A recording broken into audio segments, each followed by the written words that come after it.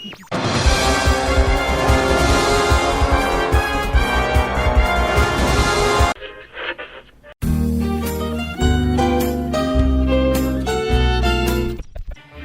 I get myself into these situations? Teenagers, give them an inch, they swim all over you.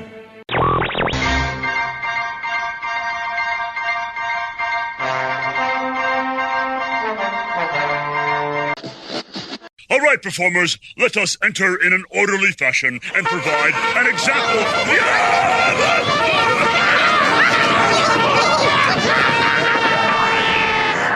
Will somebody please take over? WDW Radio, your information station. Hello and welcome to the WDW Radio Show, your Walt Disney World information station. I am your host, Lou Mangello, and this is show number 412 for the week of July 12th, 2015. I'm here to help you have the best possible Disney vacation experience and bring you a little bit of Disney magic wherever you are with this podcast, videos, blog, live broadcasts, special events, books, tours, and more. You can find the podcast in iTunes and find everything else over at WDWRadio.com. So this week, I want to invite you to sit in on a conversation I had with the man who was once responsible for all the cast members and operations at Walt Disney World, Lee Cockerell.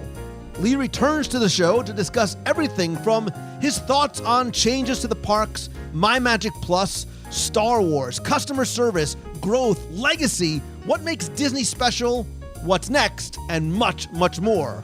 I'll then have the answer to our last Walt Disney World trivia question of the week and pose a new challenge for your chance to win a Disney prize package. Then stay tuned to the end of the show for more information about upcoming Meets of the Month in Walt Disney World and lots of special events on the road. So sit back, relax, and enjoy this week's episode of the WDW Radio Show.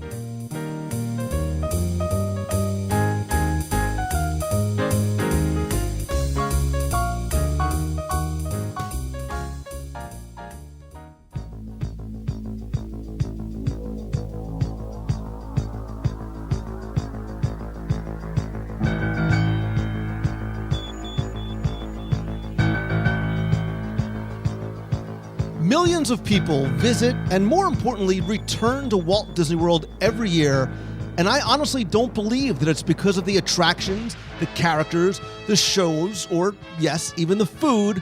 It's because of the people. And what I mean isn't the other guests, it's the cast members. And today, I'm joined by somebody who I think is going to agree with me.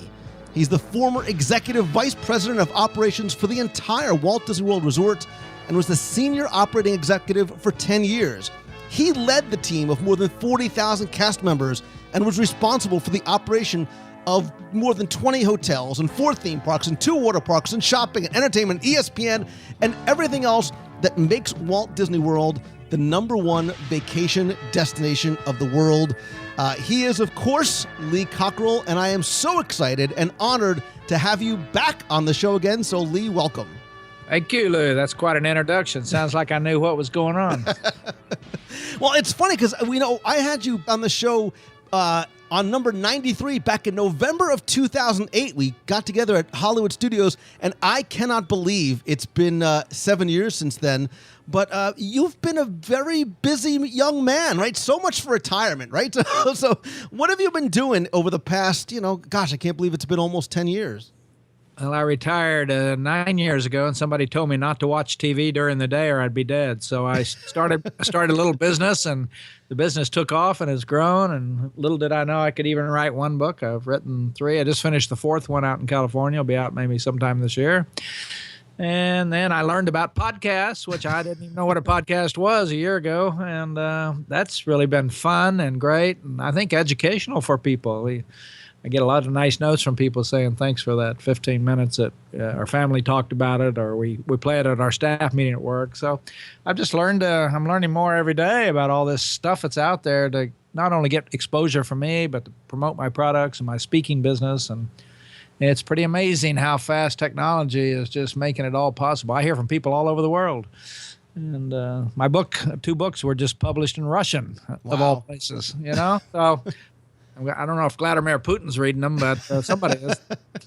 Well, like I said, half jokingly, you're almost busier in retirement. And look, you found a medium that I believe in very, very strongly in terms of the power of podcasting and the intimacy that I think it affords, especially somebody like you, to be able to reach your audience and, more importantly, tell stories with passion and emotions and sort of recounting things that have happened to you. And I can understand how and why you must get such great feedback from podcasting.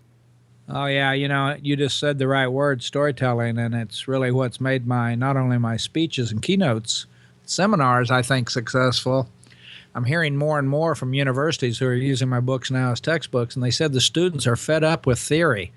They want to hear reality. How do you really do it? And most of them relate very well to Disney because they've been there and they know how well Disney executes. So it's a good company and Marriott too. And I must say even Hilton. Storytelling is the name of the game, and more people need to quit using PowerPoint and tell stories. Yeah, I think that companies, no matter what company they are in, they need to almost be media companies because they are storytellers. The thing that people are interested in, the thing that impresses them are the stories. It's not the product. You're selling them an experience. You're not selling them necessarily the tangible item. Absolutely. I mean, I think it's always been that way for thousands of years, storytelling. We all liked those stories when we were little, the Bible stories, all the fantasy stories. Just think about the things that got you hooked when you were a little kid, golden books, stories.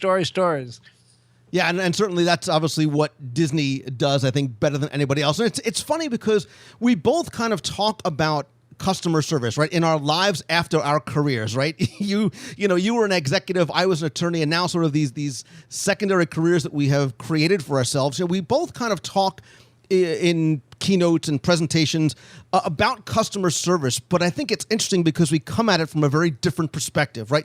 Me as a guest sort of observing for 40 plus years, and you from inside the company. But I think it really does come down to that simple concept that we probably agree upon, that it's about exceeding expectations, right? And I think that's why people go back to the parks. And like I said at the beginning, it's not because of the attractions, it's because those cast members continue to exceed expectations.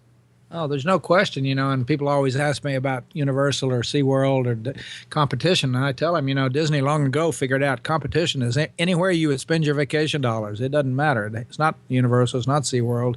It's Hawaii, Las Vegas, the mountains, France, going to London. So that's why we try to make the experience just so incredible that people go, no matter where they go the next time, they say, let's go back to Disney.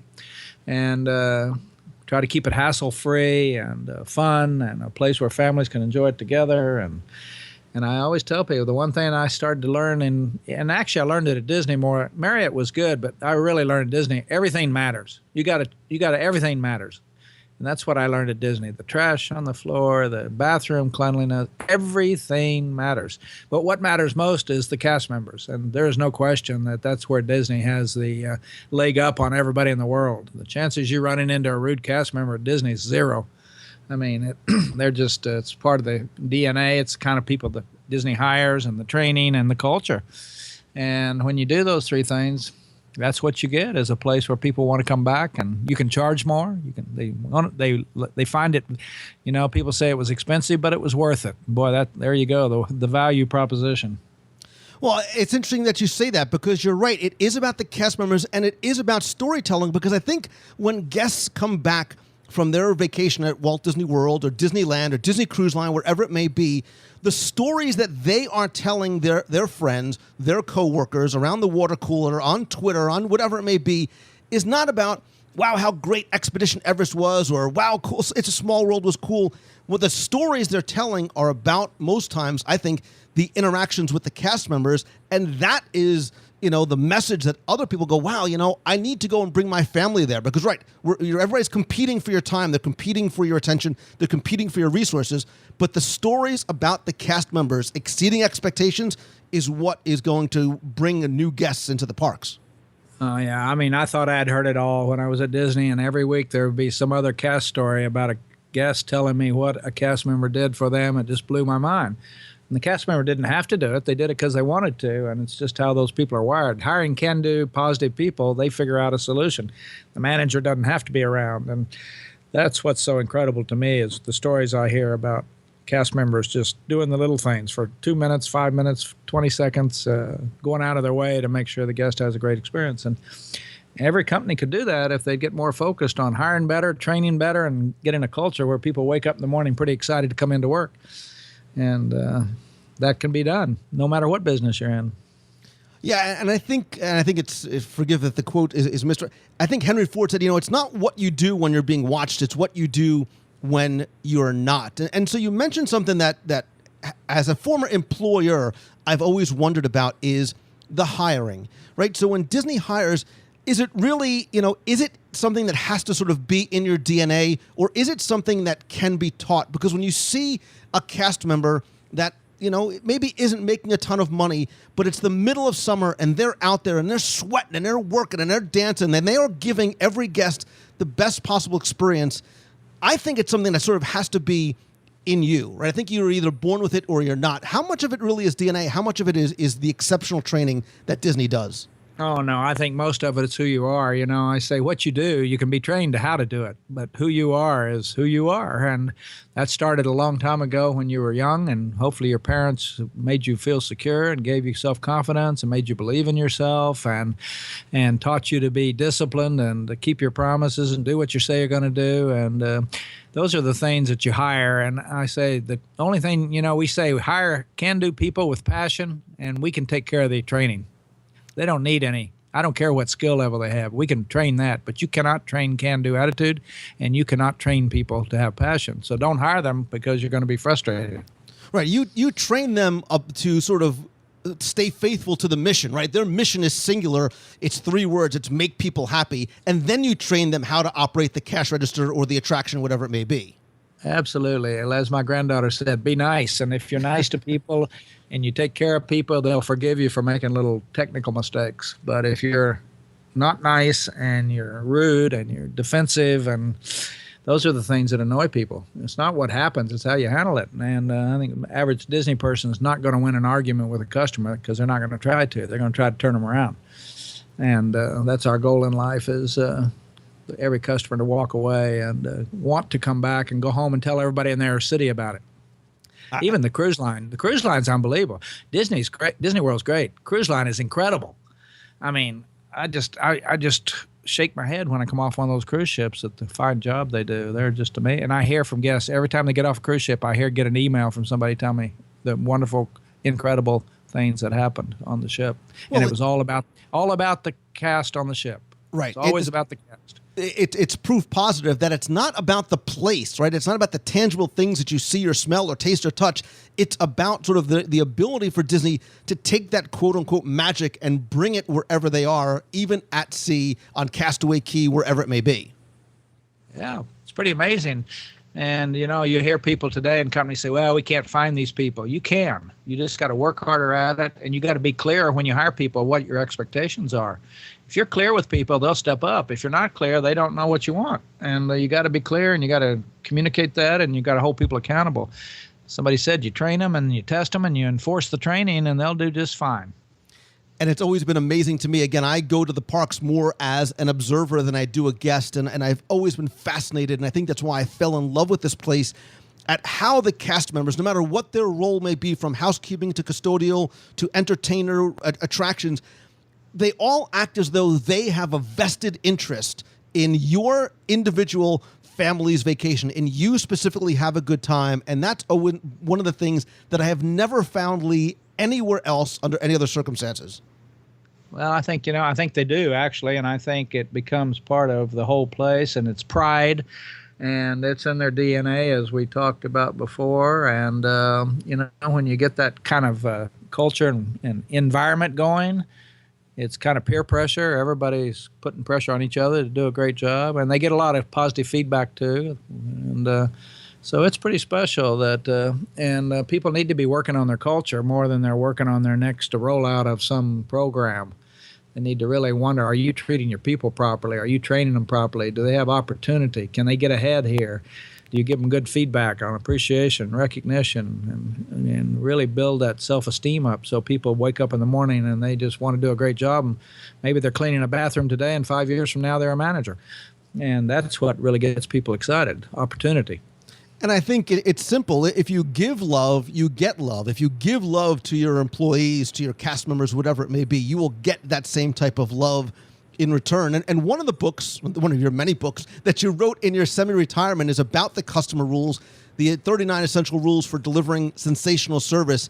Again, I like to talk about that to businesses and at conferences too, because I think that every business isn't just in the storytelling business. I think that they're in the customer service. Look, and like you, I'm sure we've talked to similar groups, whether they're healthcare professionals, attorneys. I just gave a presentation to funeral directors, and I'm like, you are in the customer service business. And I think a lot of businesses might not realize that, and that's why they aren't as successful as they could be.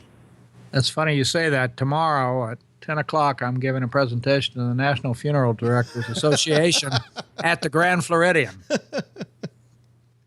So, but they are. I mean, they aren't. Look, you know, the thing that's going to differentiate them, the mate that's going to stand out from other funeral homes is the level of compassion and customer service that they give to those families.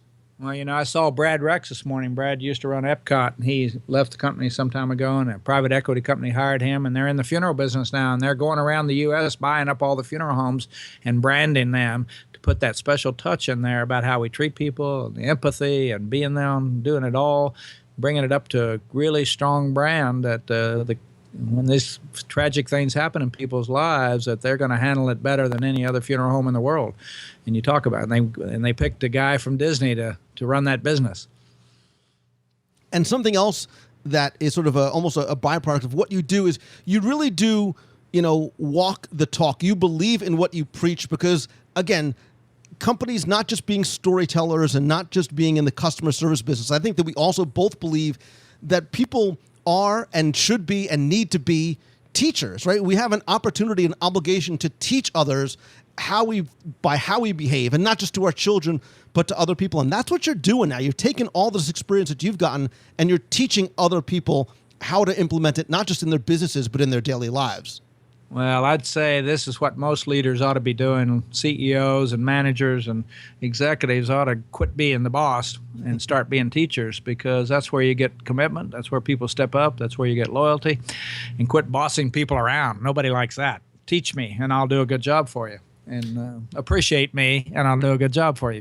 The more you love me, the more I love you. So if you don't care about me, I may not care about you or your business or your customers. So you got to...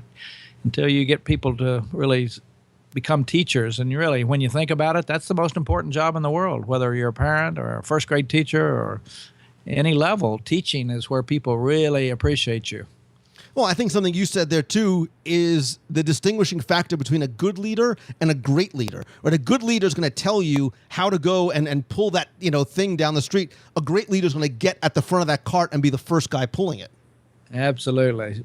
Good role models. That's the best teacher in the world, is a good role model.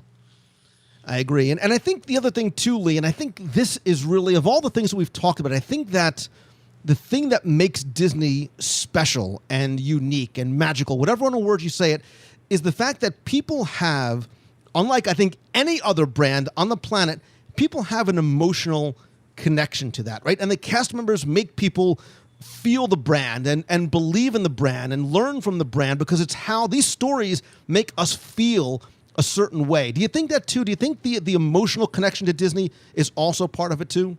Well, I think it is, and I think it is because it's a family destination. There's a lot of emotions in families spending time together, even during Iraq and Afghanistan. The many troops, before they were deployed, came there with their families. And as soon as they got back from being deployed, and that's the first place they came back to together. They said it was a special feeling before they left as a family, no worries, and a special place to get away from all the world problems and come to Disney. And that was very interesting to me, that the troops really found a lot of good feelings there and a lot of emotion, and being there with their kids, and the kids being so excited. I mean, You take a kid to Disney and you tell them they're going to Disney, they lose their mind. I mean, So do the parents. Some of the parents do too sometimes. I know. I mean, I've seen mothers running around the corner and pointing out the castle to their little 18-month-old who's sound asleep in the stroller. And the mother's more excited and the kid could care less. It's because they're not old enough yet. But mom just can't wait to meet Cinderella with her child. I mean, it is very emotional. Yeah. I tell the story all the time that I love going to Magic Kingdom and watching the opening show, the opening of the park at the train station. And while everybody else is facing the train station, I'm turned around and I'm watching the guests because I love seeing, and it's an emotional thing for me when I see this big, tough dad with the beard and the tattoos, but he's got his daughter in his hands, and she's sitting there with her mouth agape, and you see the tear, streaming down his face because that's what that's his emotional connection. The reason why we go back is because of those types of memories. Wow, there's nothing in the world, not one single thing that makes parents happier than their children being happy. And I tell businesses, remember that. You'll make a lot of inroads into creating customers. Always pay attention to the children. Absolutely. So, since you've left the company in nearly almost a decade, there's been sort of unprecedented growth and change. And I think that it's an exciting time, and it has been for the past few years, to be a Disney fan as you sort of step back now, not being so closely associated, and you see the growth and changes. Sort of what are your thoughts over what you've seen nearly the past decade since you left? Well, there's a lot of change. There's a lot of additions. The parks are getting bigger.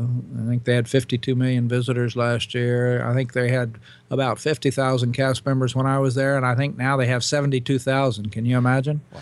And it's just getting bigger and bigger, and it will continue to get bigger. And I think the only thing Disney needs to do, and I think they're doing that, is continue to survey the guests and make sure that the ratings are high and the value is high. And no matter how big you get, it's each guest, we've got to make sure that they give us a good score on they were worth it. And so far, I understand that is true.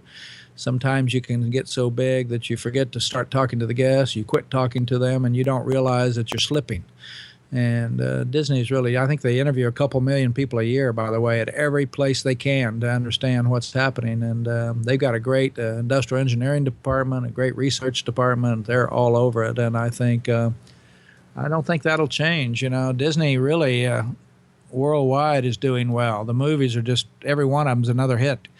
And they're hitting on all strokes right now. And then Shanghai's going to open. And I mean, it's kind of been a really good place right now, and I think the leadership over there. Look, George Kalogridis is running the parks, and he started there 17 years old, bussing tables. So you can't say he doesn't know what's going on.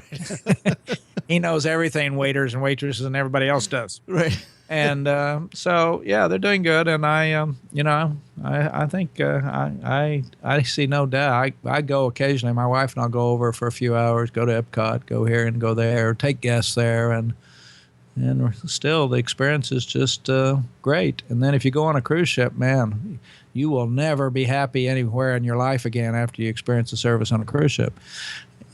Everything in your life will be a disappointment after that.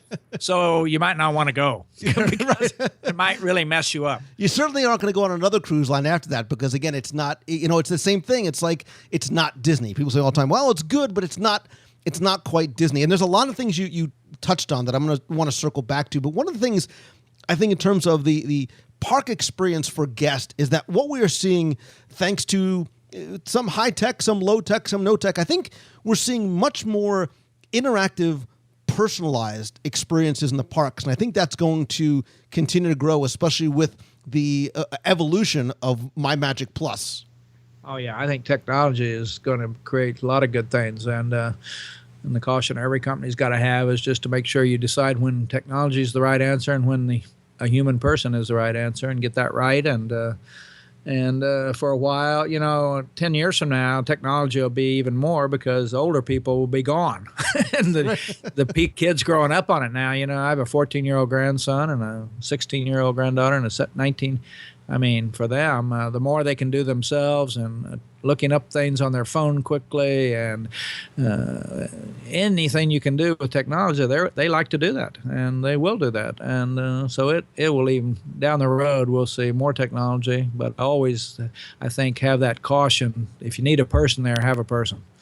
So we'll see how that shakes out over time. Every company's having to struggle with that. Some companies are not doing too well with it. They put too much technology, when in these call centers and these call trees, and you can't get anybody, and it's like a nightmare. And I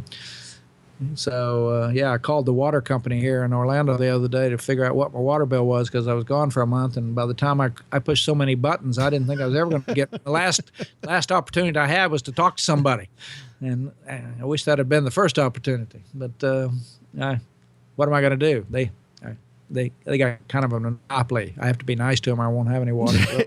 But they're dehumanizing the experience, the opposite of what I think Disney does well, which is very much humanizes the brand. Oh, yeah, absolutely. I went to the post office, Tim. They still can't get it right, This whole thing, I mail books out, media mail, and sometimes I put them in my mailbox, the mailman takes it, but because if it's over 13 ounces, you're supposed to take it to the post office. Can you imagine this day and age? Give me a break. I mean, it's just, the post office is going to be gone one day or privatized like they did in the UK. It's just total aggravation.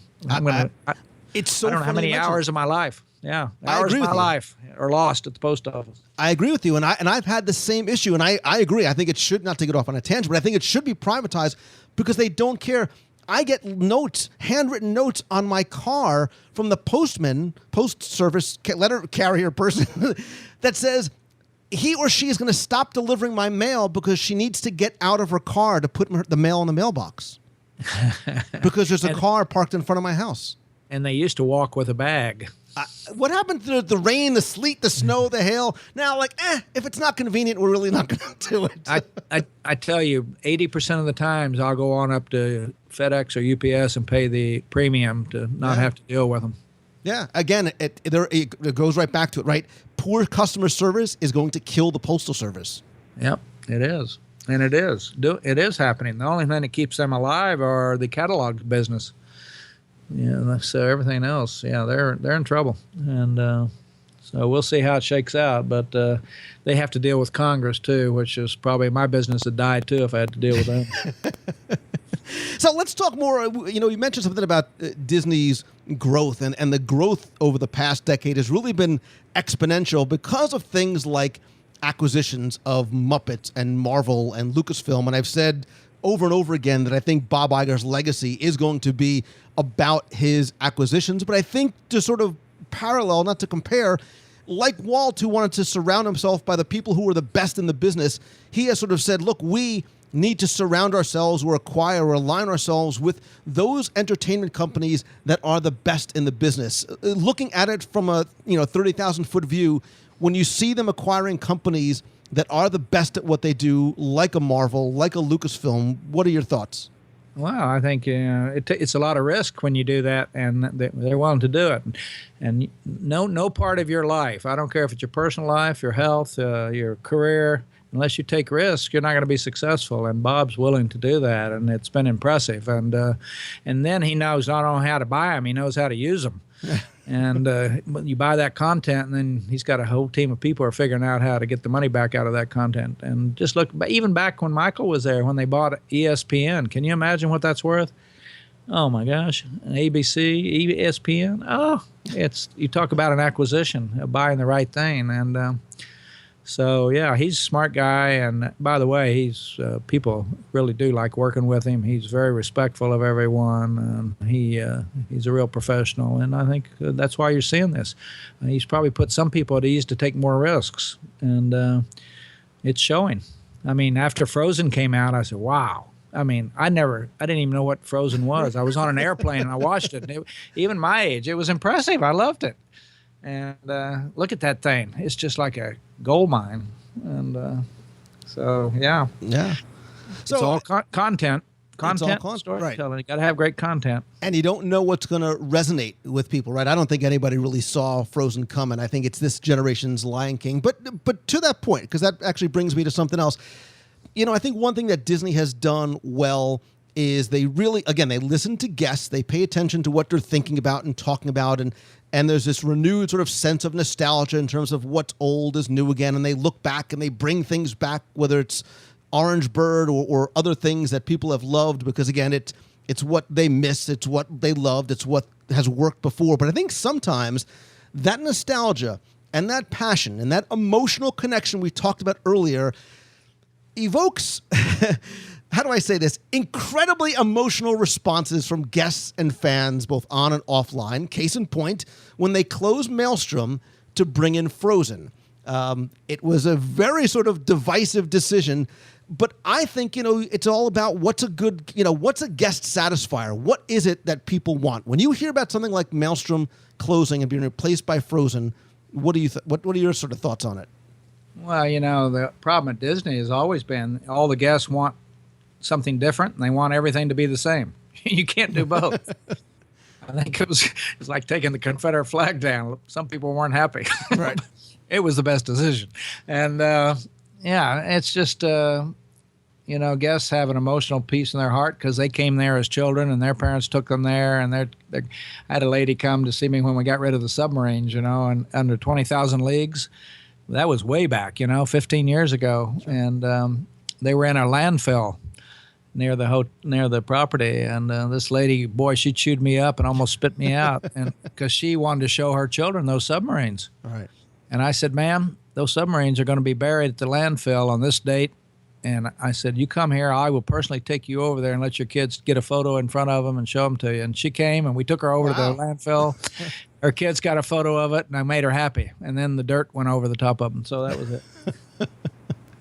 There's a lot of sad people that are wondering where they can start digging. Just so yeah, but the problem with that ride is you couldn't deal with that many people, so you had more people disappointed because you couldn't get on it. Right. The amount of people could be handled on there was low, so that was a better decision long term. Yeah, well, it's the same thing when people talk about, bring back Horizons just the way it was. I'm like, look, I get it. You'd like one more ride, but if they brought Horizons back exactly the way it was, you got to remember, Horizons was not the most popular attraction in the parks, and that's why one of the reasons why it went. And look, sometimes you need to make a sacrifice in order to keep moving forward. You do, and the kids today wouldn't go there for sure. And, they would go, what is this? And so you got to keep up, and you got to keep, I'm sure Cinderella will always be there. So something is sacred. So you helped to open Disneyland Paris, first park outside the U.S., and now, again, exponential growth overseas with Tokyo, Hong Kong, and Shanghai. How are the experiences? You talk about sort of the experience on board the cruise ships being incredible. How do the experiences overseas, do you think, differ than maybe the U.S. parks? Well, I think, Japan is great. I mean, 80-90% of their guests are Japanese. We have all the things they like there, the food, the employees. They do. I've been there. It's fabulous, impressive. Hong Kong got open a little too small, so there were problems there in the beginning, but I think they've shaken that out. They're starting to grow it. Shanghai, I think Disney now, after France, is paying more attention to the culture and making sure we're doing the right things for the people who will be visiting. And that Shanghai will be probably 99% or 95% Chinese. And not like in France where we didn't serve wine. That's not paying attention to the culture. And we had too much American food. That's not paying attention to the culture. So I think the whole company's really learned a good lesson. They're going to open. They're going to pay attention to the culture. They're going to have Chinese managers running it. They're going to train them in the Disney way. And you learn lessons when you make mistakes. And I think the one mistake you should never make is always respect the culture. Make sure you really understand the culture. And because Disney is different in Paris than it is in Orlando. And the customers are 50% French and another 30-40% European and very few Americans. So Europeans spend less on merchandise. They spend less on hotels. And you got to make sure you're building the right product for the market and not just thinking, well, we're Disney, they'll do what we tell them. It's like saying you're going to change China. You're not going to change China. Oh, are you going to change France? I doubt it. Yeah. Well, I think they've done that in Aulani. I think Aulani is a great example of paying attention to the culture and paying attention to where the guests are going to be coming from, too. Absolutely. And that's a good lesson. The world got small quick. It gets smaller every year. Yeah. I mean, it's going to get cheaper and cheaper to fly and go places and to be there. And the middle class is growing so fast in China and Russia and India that there's going to be customers that are going to go wherever they want to go, and they're going to have the money. The number of customers that will be able to afford to take a discretionary trip with Disney is going to grow so fast, it's going to be incredible. Because middle class and the economies are growing, and the big ones are. I mean, when you think about it, China's probably got more middle class than we have people. And so does India. And those are big numbers. And they go on vacation. And people like America, frankly. They like American stuff. And I think Disney is making it more accessible for people to go. And again, people like to come here. And the thing is, you know that when you come to Disney, you know you have a level of expectation that's usually met or succeeded about the type of experience that you are going to get. And I think that's why so many people come back, because they know it's a smart investment of their vacation dollars. Well, they do. The U.S., too. I think they like the weather. They like the beach. They like Miami. Florida's pretty exotic, and Southern California for the rest of the world. When you think about Southern California, you think about Hollywood. And, man, this turns people on around the world. And Florida, I mean, this is like Florida. Everybody wants to go to Florida.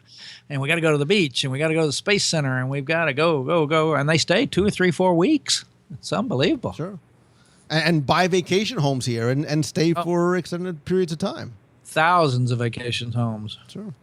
So whether it be Walt Disney World or just in general, what do you think is the best new addition that Disney has brought in the past decade? I think some of that work they did back before I left, when they really repriced everything, let you buy any ticket you want, didn't tie you in. If you want it one day, you can buy it. It's all about price now. You can get whatever you want. I think putting the meal plan in, get the free transportation from the airport, handling your luggage, taking more and more of the hassle out, being able to check your bags at the hotel, and you'll get them when you get back home in Chicago. I think all those improvements around treating the guests as individuals and letting them have what they want versus you have to buy this package, or you have to buy a 3-day ticket, or you have to buy a 4-day. And those are things that are important going forward for every company. You've got to treat guests as individuals. You got to give the guest what they want, and it doesn't. If they want to pay for it, they'll pay for it, and if they want to buy the package, they'll buy the package. If they want the 1-day ticket, they'll pay $95 or $100 for it. And so, that's, I think, the best change Disney made in the attitude is let's give the guests what they want instead of us trying to tell them what they're going to have to do, because people don't like that. And, I love the answer, right? Because I think people may have been expecting you to say, oh, it's been Cars Land, it's been Mine Train, it's been a thing. You talked about an experience. You talked about making the experience better. Absolutely. Don't tell me what I have to do or pay. I have to buy a 3-day ticket when I'm only going to be in town 2 days. This is what makes people crazy, when you try to control them and when you try to take advantage of them. And I think most companies are learning that today, of doing it your way. And look at the phone companies; they'll give you, there's 10 different ways you can buy it, and they want to get they want to get the teenager, they want to get the mom and dad, they want to get the family plan. They're looking for every angle to get every constituent out there that's alive. And I think that's it. That was Disney, and that was Al Weiss. Al really pulled that off. Well, I think people are willing to pay a premium, too, for a type of experience. Look at Apple products. You're buying an experience. You're buying, your people are willing and will line up for hours to pay a little bit or sometimes a lot more because they know the type of experience that they're going to get. Whether you're an Apple, whether you love Apple or not. I'm just sort of use that as an example. I think the same is true with Disney. Well, it's all over the world. I was just in Carmel, California for a month working on my 4th book, and we went up to Big Sur to have a lunch and enjoy a $16 hamburger overlooking the ocean with a $9 basket of fries with why? Because it's incredible. It was worth it. And I told the lady the first time I came there, a burger was $1.95. She looked at me like, boy, you must be really old. And but back then, everybody else's burger was 25 cents. So that, and then when we went to an outstanding in the field, it's called dinner. It was $250 a person on the beach. This doesn't even make sense, but we did it anyway. So yeah, it's the experience. So it was the experience. Right. All right, so another quick experience question. What do you think has been the best new movie, best feature film Disney's released in the past decade? Oh, I don't get to a lot of the films. I only read about them in the paper, and so I would say, just recently, this Frozen was incredible. I mean, and when you talk about non-fantasy films, you mean, or Anything. Yeah, whatever you think is like. I think that, for me, the film that really got me, and I was working for Disney, and I'd never seen a Disney movie, and I didn't tell them that in the interview, but that wasn't something that was important. I was working at Marriott and business, I'm too busy to go see these things. And when I saw Lion King the first time, that blew my mind.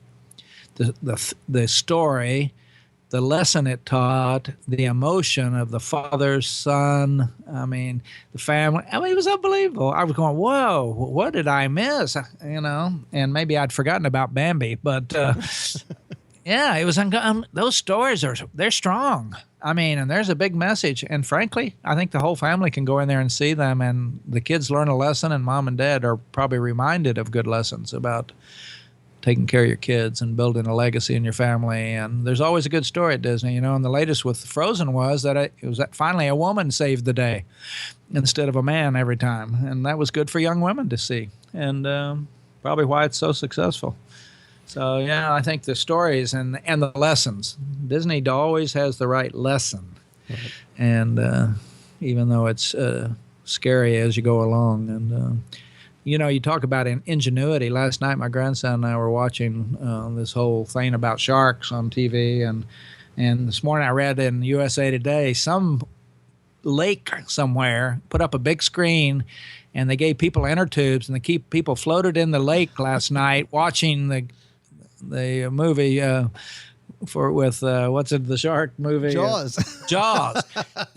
They were charging a fortune for people to float in an inner tube and watch on a big screen Jaws. And I'm going to tell Disney right now, you ought to be doing that at Typhoon Lagoon and Blizzard Beach every night. A big drive-in movie with Jaws. The kids will scream and go nuts and crazy, and they'll have a ball. I love it.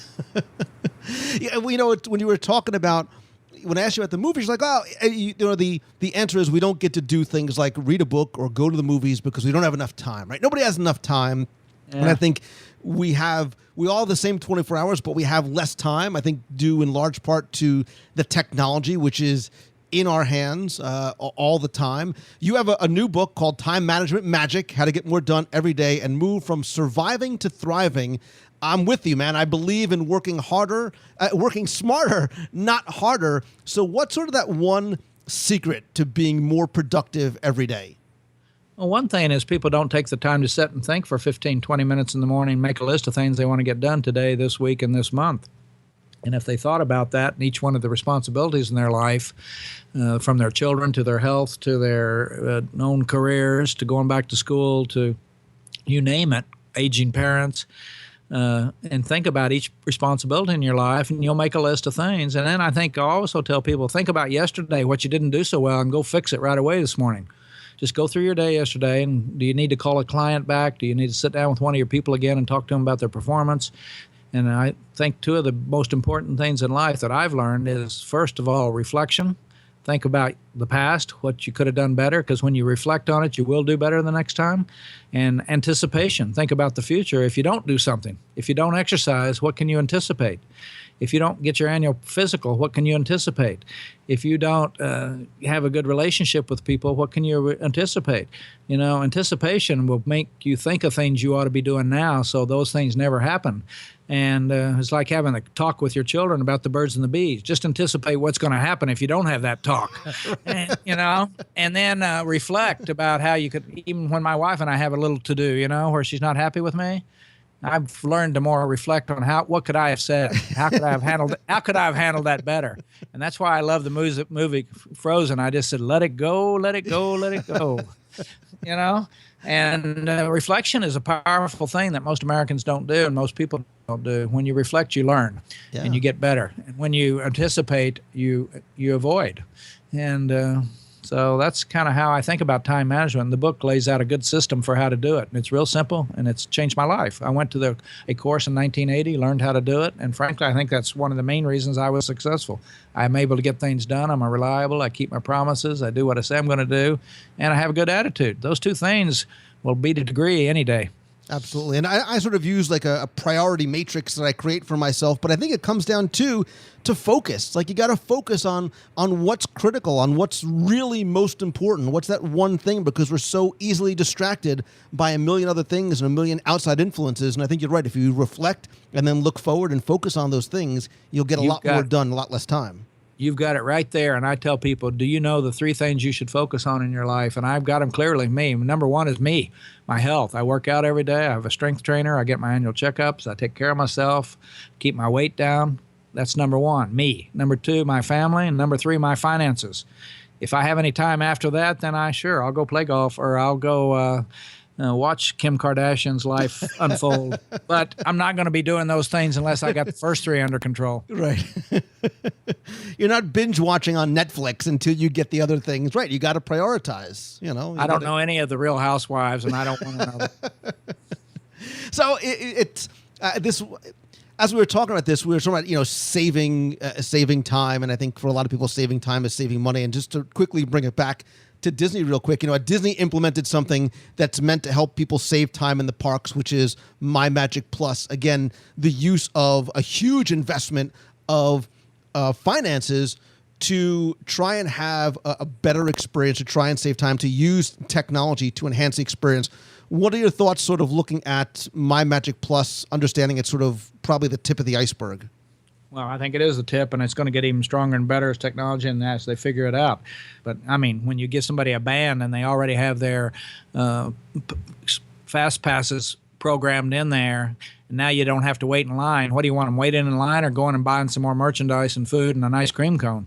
I mean, this thing may increase sales. Who knows how much? And the guest will be happy. Instead of standing in line, their life gets more programmed. That's why I like cruise ships.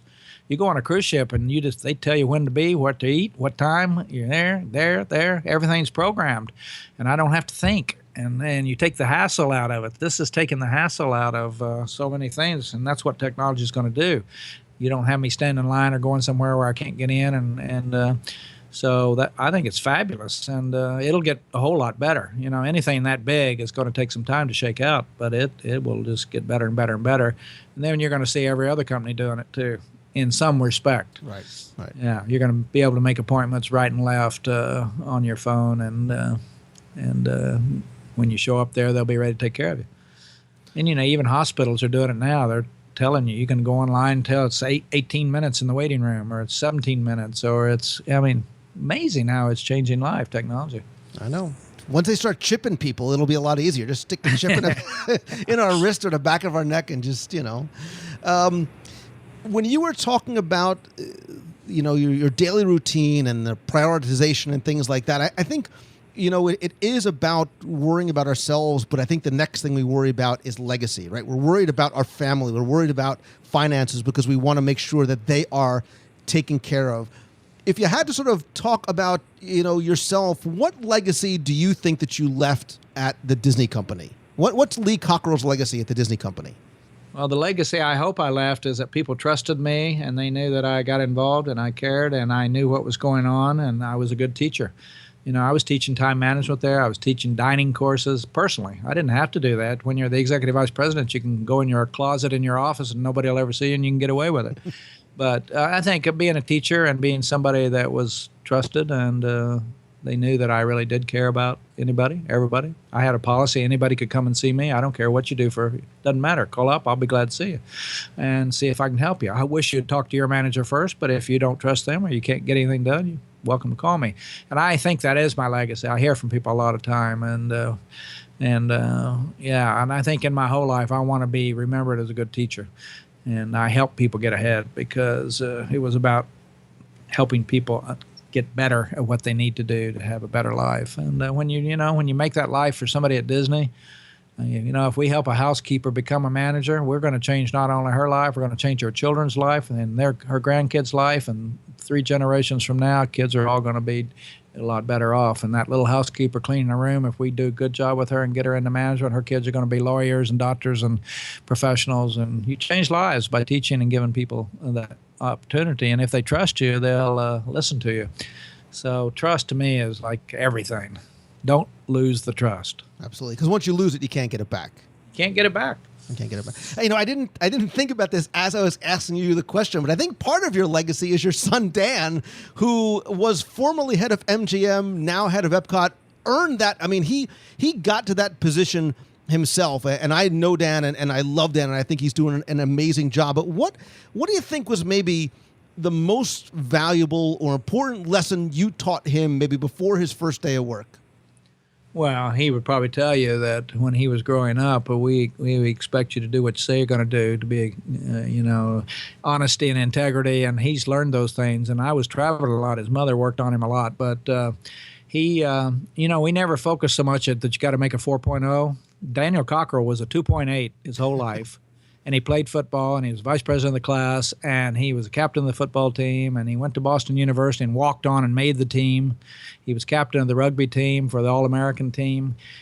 Sports, I think, a lot of he learned about teamwork and about everybody's important, and I think we set a good example for him. We were good role models. His grandfather was an admiral in the Navy. He adored his grandfather and his grandmother. They were good role models. And when you have a bunch of people in the family that are good role models, there's more. The kids actually turn out better. And I think that's why you got to be careful what you say and do. And he was the happiest guy in the world, Daniel Cockerell, when his dad retired and got out of his way. Right. Because you can imagine. Yeah, tough mixing work and family, I'm sure. I'm sure many people thought that I got him the job. I didn't get him anything. So he's done fine, and I've been gone 10 years, and he's been promoted 2 or 3 times. So it wasn't me. I have no authority anymore. Well, I love being, and he's so out and about. I see him all the time in the parks, and he always, he's talking to guests. He always has a smile on his face. He's always watching, and I think that's, again, goes back to the sign of a really good leader. Well, and I think he loves his job, frankly. I mean, he just loves it. And I told him, stay in operations. That's where you get the most satisfaction. When you have a profit you got to make, and you got cast members to take care of, and you got guests. When you have those 3, life's a lot of fun and a lot of exciting. I cautioned him against taking staff jobs where you don't see the customer every day. And so I think there's something to that, at least in our family. I started out, worked my way up, and Dan started parking cars in the parking lot as an hourly and worked his way in. And once you know the business, by the way, all your people know if you know or not. They know. Sure. They know if you know what you're doing. So I know you have a podcast called Creating Disney Magic, which people can find in iTunes and Stitcher. I'm going to link to it in the show notes this week. And I know you had one episode, and what I love about the podcast is it's not scripted. It's very much Lee being Lee and talking about life and business and lessons. But you have one episode where you talk about what you would ask Walt if you ever met him. Obviously, you never met him before he passed. It's a common question I think a lot of people get.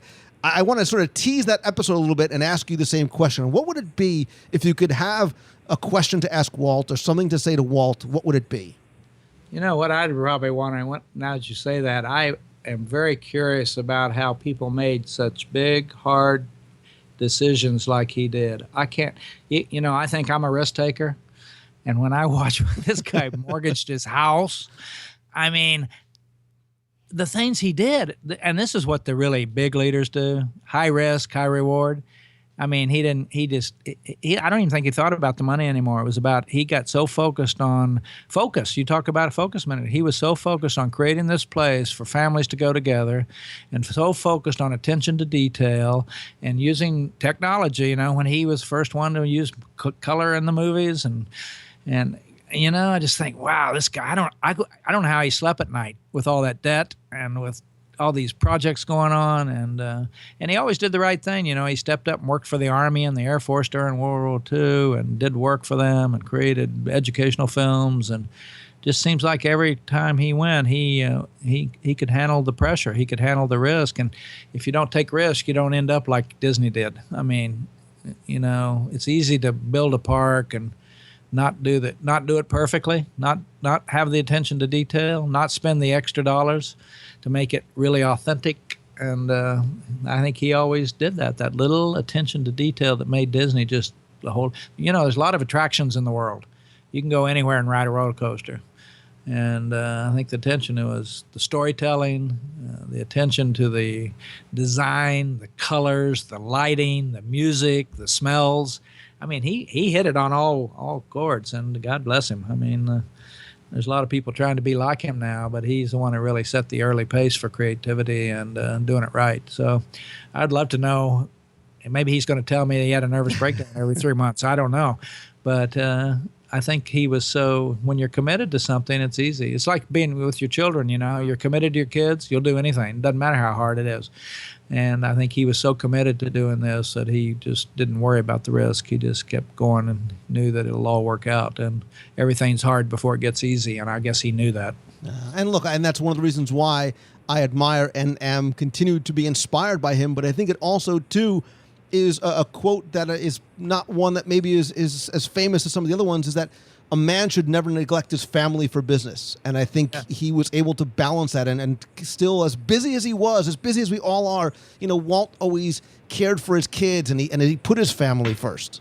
Yeah, you know, and a lady said to me one day, she said, "Lee, can you imagine the world without Disney?" And boy, that was a statement. I said, "Whoa, I guess not, actually." Because anywhere in the world you find Disney. I was in the middle of Cambodia and a kid had a Mickey Mouse T-shirt on, you know. I mean, and I don't know where he got it, but it was like, and then you think about, you know, Walt was in that Abraham Lincoln. You talk about those people that take high risk and push and they don't give up and they won't give in. Whoa. And look what kind of results they get. Sure. So finally, you have what I think is got to be one of if not the highest honors that you can get from the company. You have a window on Main Street USA which reads "The Main Street Diary: True Tales of Inspiration." Lee A. Cockerell, editor-in-chief, above the watch store, and the Main Street Diary is all about building those connections and real relationships with the cast members. So the question I want you to leave the person who's listening that's inspired and wants to be part of this is, what lesson, what advice, what would you teach to somebody who wants to be a cast member, a leader, an Imagineer, or just part of the company in some way? Well, I tell people, if you really want to be with the company today, it's not that easy to get in. And I'd say if you really want to get in early, take any job, get your foot in the door, and then prove to them you're great, and you'll get promoted. But a lot of people get out of college and they don't want to take an hourly job. They want that, you know, their mother and father are putting pressure on them and they just paid $1 gazillion for their education. But I would always say get in with a good company and stay for at least 5 years. And if you're good, if you haven't been promoted, then you can move on and you'll have it on your resume. Because today, to enter Disney at a management level is almost impossible. They got 72,000 people over there waiting in line for their opportunity, and you're not going to get in. So you got to, are you willing? I tell young people, you're 23, 24 years old, you got 50 years to work, take a chance. Go in there and take a job. And if you're as good as you think you are, you'll get promoted, because most people are not trying hard enough. And if you're more reliable and a better attitude and you do a better job than everybody else and you raise your hand and you're professional, you'll get promoted. So get yourself inside. Or you can go off and take a management job with some company that's not that great, and then 15 years you'll regret it. Right. And so it's tough. And I say that because I started as a banquet waiter. You know, hey, my mother wasn't too happy. My brother was an orthopedic surgeon. She thought I was a lost cause. And I learned the business, and I turned out with, I tell people, if I got a college degree, I could have got a really good job. So I don't say that too often because it really annoys people. People from Harvard get really annoyed at me if I say that. So. Well, I think, you know, it's having to get rid of this sense of entitlement that's starting, you know, Disney likes to promote from within. Take whatever job you can get, because, look, I agree. I think experience trumps education 99.9% of the time. Absolutely. And if you can get both, you're really in good shape. So yeah, if you can get your education and experience at the Disney company, whether you stay there or not, I think it's incredibly, incredibly invaluable. I want people to go over to leecockerell.com. They can also, I'll put links in the show notes to there, as well as Amazon, where you can get 3 of Lee's books: Creating Magic, Common Sense Leadership Strategies, The Customer Rules, and Time Management Magic. And you can also find his podcast over on iTunes and Stitcher. And I think, Lee, I'm going to see you very soon in Fort Worth, Texas, correct? We'll be down there for the Podcast Movement Conference, which is another thing. If somebody told me I was going to go to a podcast conference, I was going to say, what's that? I thought it was like something you live in a pod. And so I'm going, and I'm looking. Jody Mayberry, who, you know, he's the moderator for my podcast, does a great job. And we're going to give a little 40-minute talk about something by the time we get there. And we'll look forward to seeing you, too. Absolutely. We'll definitely have to get together and do something while we're there. Again, LeeCockerell.com. Lee, thank you so much for sharing your stories, for sharing your experience, for continuing to be a teacher. Thank you, Lou. It was a lot of fun.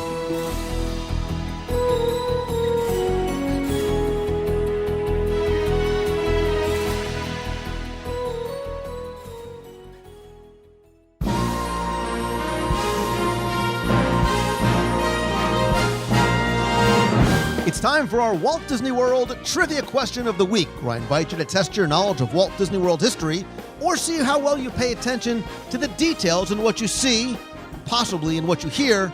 If you think you got it right, you can then enter for a chance to win a Disney prize package. Before we get to this week's question, let's go back, review last week's, and select our winner. So last week we did a live restaurant review of La Hacienda over at Mexico and Epcot's World Showcase. So of course the question had to be about the pavilion itself, and it was simply to tell me the name of the opening day boat ride attraction through the Mexico Pavilion. You know it's now known as the Grand Fiesta Tour, starring all three Caballeros, but originally it was known as El Rio del Tiempo, or the River of Time. Lots of you not only got this one correct, but shared some of your memories and thoughts about which one you like better, and the music from the original attraction, which I also love as well. But I took all the correct entries, randomly selected one, and last week's winner, who's going to get all 7 of my virtual audio walking tours of the Magic Kingdom, and 102 ways to save money for an at Walt Disney World book, and a WDW Radio Magic Band cover, is Bob Sloan. So Bob, congratulations. I'll shoot you an email so I can get your package out to you right away. If you played last week and didn't win, that's okay, because here's your next chance to enter in this week's Walt Disney World Trivia Challenge.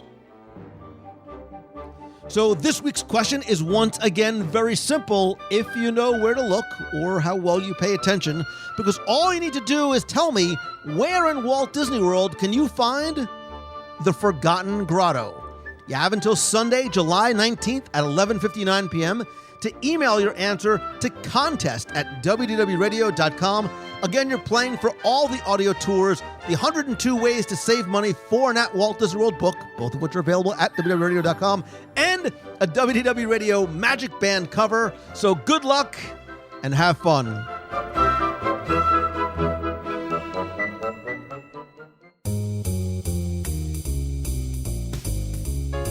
That's going to do it for this week's show. Thank you so much for taking the time to tune in this and every week. Really appreciate you spending some of your time with me and Lee this week. And our question of the week for you to answer is to tell me, what do you think is the best new addition to Disney in the past 10 years? You can interpret that however you want, whether it be specific to Walt Disney World or the Disney company, however narrow or broad you want it to be. You can tweet me at Lou Mongello, same thing. I'm at Lou Mongello on Facebook, Instagram, Pinterest, or you can call the voicemail, be heard on the air at 407-900-9391.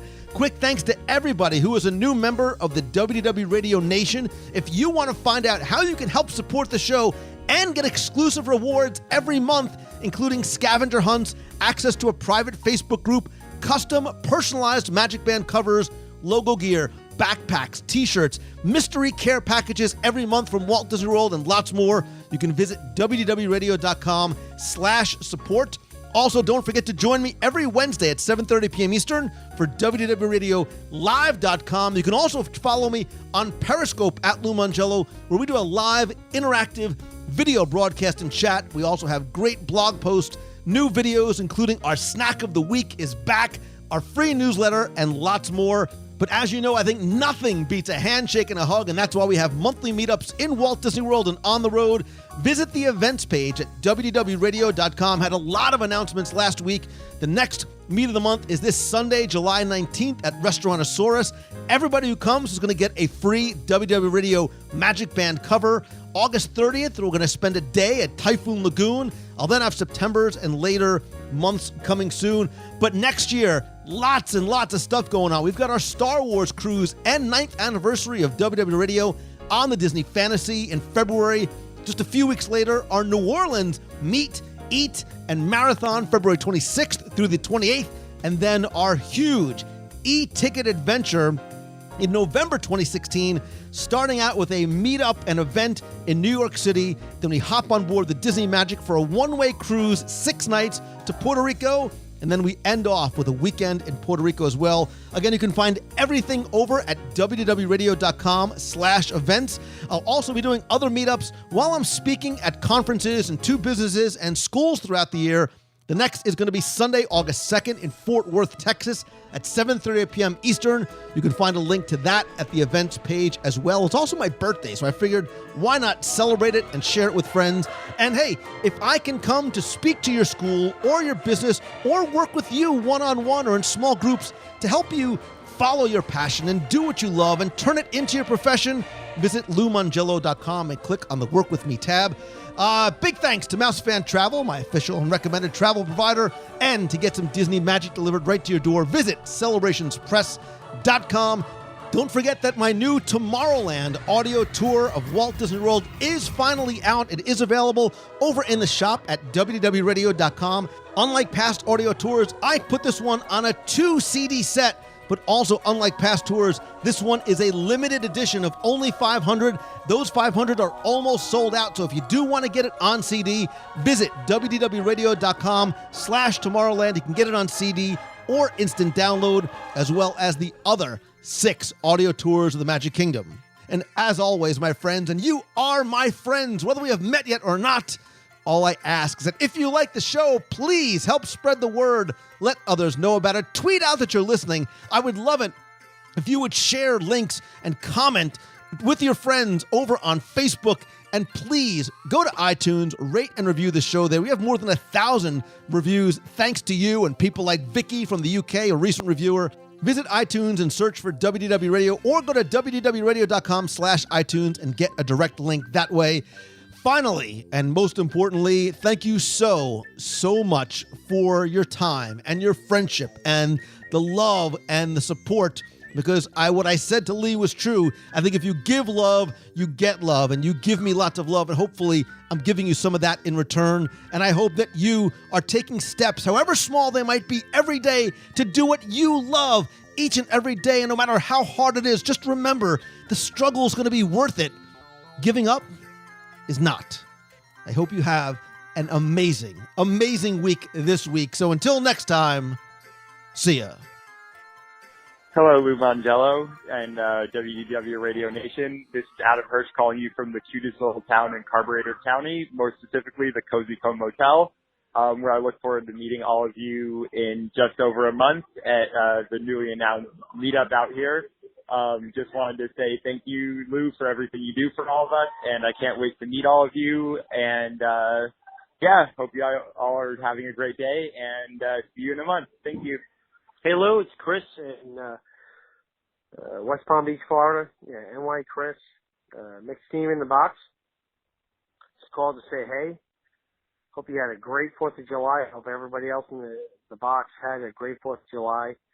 And I really enjoyed the Sen and Hell Cantina. I enjoyed that very much. Good to hear from John again. Glad you guys did another podcast with that, and enjoyed it. So anyway, you take care. All the best to everybody, and give a shout when you can. You've got a friend in me.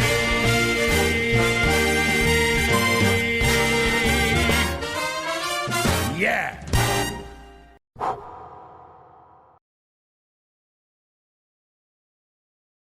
I never look back, darling. It distracts from the now.